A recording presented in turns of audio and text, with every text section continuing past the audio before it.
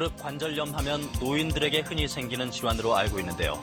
젊다고 마냥 안심할 일은 아닌 것 같습니다. 최근 비만 인구가 늘고 운동을 즐기는 사람도 늘면서 20대 젊은 층에서도 무릎 관절염 환자가 크게 늘었습니다. 이충원. 60대 이상의 노년층에서 발생하는 것으로 알려진 무릎 관절증. 하지만 최근에는 앞서 보신 것처럼 젊은이들의 발병률도 증가하고 있다고 합니다. 그래서 오늘 출동 건강한 담화, 건담에서는 무릎 관절증의 예방법과 치료법 등을 알아봅니다.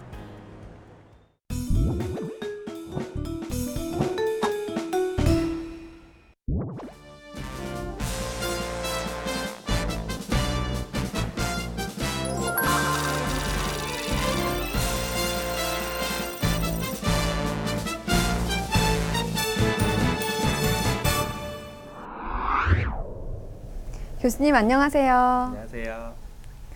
무릎 관절증은 무엇인가요? 무릎 관절증은 무릎의 통증을 일으키는 모든 질환을 말합니다. 건강보험 심사평가원에 따르면 지난 2017년 무릎 관절증으로 병원을 찾은 환자는 모두 278만 명에 달합니다. 이는 감기로 병원을 찾은 환자의 5배에 해당하는 수치인데요. 그만큼 무릎 통증을 호소하시는 분들이 많다는 얘기인데 통증의 각기 다른 양상으로 나타나고 또 치료법도 각기 다릅니다.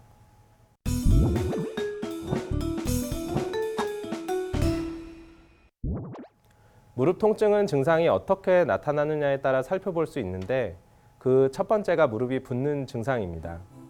무릎은 보시는 바와 같이 관절이 잘 굽혀질 수 있도록 윤활유가 들어있는 관절 주머니, 활액막이 있습니다. 그런데 무릎을 많이 사용하면 이 활액막이 자극을 받아 염증 세포를 생산하게 되고 관절액이 증가하여 주머니가 팽창하면서 압력이 높아져 통증을 유발하게 됩니다.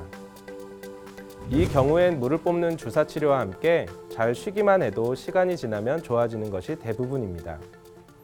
하지만 찢어진 연골판이나 관절의 연골 조각들이 활액막을 반복적으로 자극해 물이 생겨 붓는 경우도 있는데요. 이런 경우는 망가진 관절 내 내용물을 치료하지 않으면 자극으로 또 물이 생기기 때문에 관절 내시경 수술로 원인을 해결해 주어야 합니다.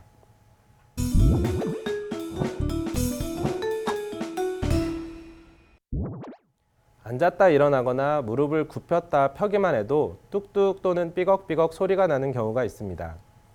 소리가 나도 별 통증이 없다면 큰 걱정할 필요가 없습니다. 하지만 소리에 통증까지 있다면 추벽 증후군이나 퇴행성 골관절염 가능성을 생각해 봐야 합니다.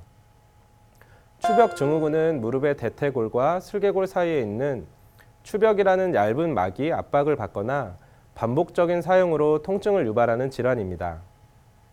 약물과 물리치료가 우선이지만 심할 경우 관절 내시경으로 추벽을 절제하는 수술을 시행할 수도 있습니다. 퇴행성 골관절염은 말 그대로 노화로 인해 관절의 과한 사용으로 연골이 닳아 없어져 뼈와 뼈가 부딪히면서 소리가 나고 통증을 느끼는 것입니다. 퇴행성 골관절염이 진행되면 쪼그려 앉지 못하거나 무릎이 쭉 펴지지 않는 등 무릎 운동에 제한이 생겨 수술로 치료해야 합니다.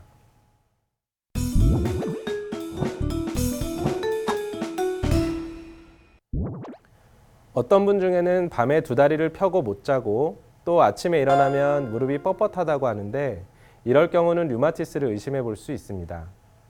류마티스는 면역세포가 자기 관절을 파괴하는 병입니다. 관절이 잘 움직여지지 않아 퇴행성 골관절염으로 오해하시는 분들이 많은데요.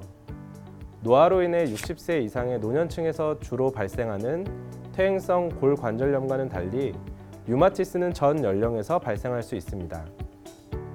류마티스는 혈액 검사로 진단이 가능하며 조기 치료를 놓칠 경우 수년 내에 관절 변형이 일어나는 병이기 때문에 진단하고 치료받기를 권유드립니다.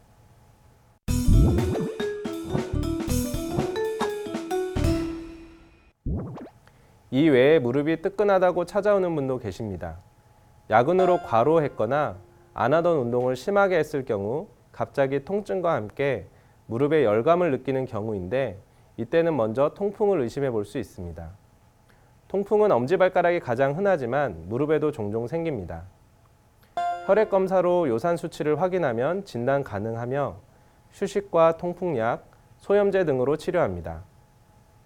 이외에 각종 다른 질병의 감염과 함께 세균이 무릎에 들어가는 경우도 있는데 이때는 관절이 파괴될 위험이 크기 때문에 신속히 고름을 빼고 치료하는 수술을 받으셔야 합니다.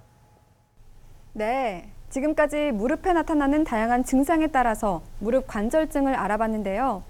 그럼 지금부터는 OX 퀴즈를 통해 무릎 관절증에 관한 올바른 정보들을 알아보도록 하겠습니다. 먼저 첫 번째 질문입니다. 무릎 주사는 다 똑같다. O일까요? X일까요?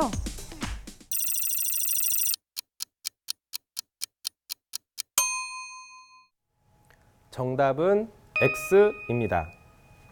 보통 무릎이 좋지 않을 때 놓는 주사는 두 가지 종류가 있습니다.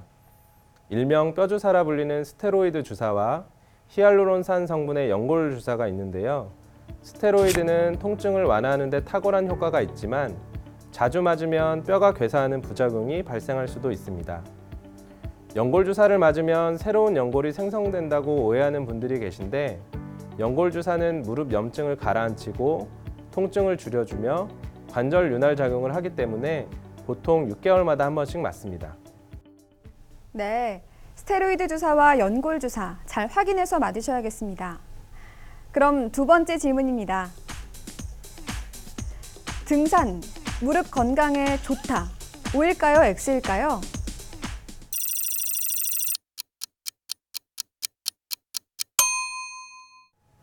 정답은 X입니다. 무릎 건강을 위해 등산을 하는 분들이 많은데요. 산을 올라갈 때는 허벅지나 종아리 근육으로 힘이 실리기 때문에 덜 불편할 수도 있지만 산에서 내려올 때는 관절 연골에 체중이 실리기 때문에 무릎 통증이 있는 분들이 등산을 하시면 무릎 통증이 심해질 수 있습니다. 무릎에 무리가 되지 않으면서 무릎 주변 근육을 튼튼하게 해주는 운동으로는 수영과 실내 자전거, 평지 걷기 등을 추천해 드립니다. 네, 그럼 세 번째 질문 드리겠습니다. 인공 관절 수술을 하면 양반 다리를 할 수 없다. O일까요? X일까요?